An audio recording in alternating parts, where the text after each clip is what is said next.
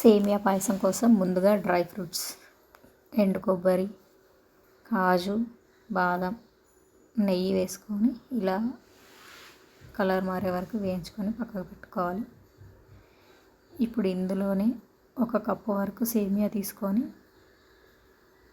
దాంట్లో ఇంకొంచెం ఆయిల్ వేసుకొని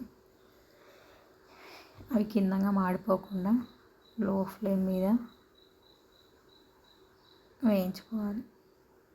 చూడండి, ఇలా వేగిన తర్వాత ఇలానే డ్రైగా మనం పాలల్లో వేస్తే అవి ఎన్ని మిల్క్ పోసినా గట్టిగా అయిపోతాయండి.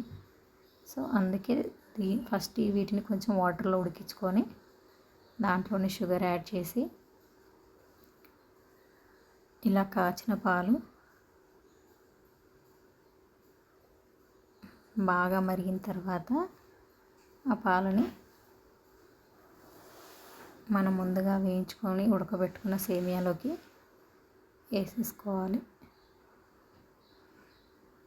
ఇప్పుడు అవి కొంచెం ఉడికాక మనం ముందుగా వేయించి పెట్టుకున్న డ్రై ఫ్రూట్స్ అందులో వేసి ఇంకొంచెం షుగర్ యాడ్ చేసుకోవాలి.